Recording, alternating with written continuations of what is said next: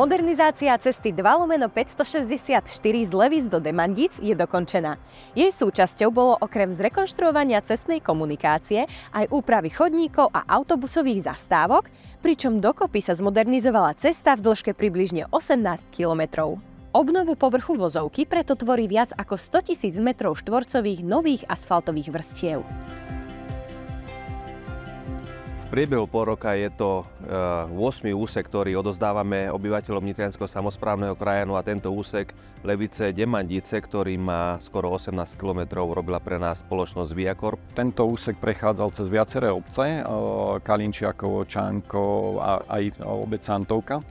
Úprava vozovky spočívala taktiež v zrezaní a dosýpaní krajníc, vyčistení priekop, výmene zvodidiel a doplnení zvislého, ale aj vodorovného značenia.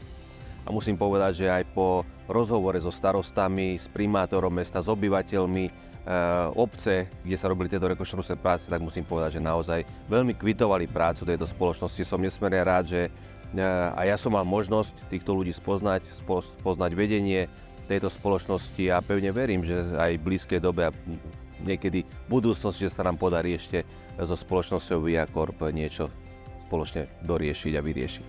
Vďaka modernizácii cesty 2/564 sa zvýši bezpečnosť a plynulosť premávky a zároveň sa zníži prašnosť a hlučnosť komunikácie.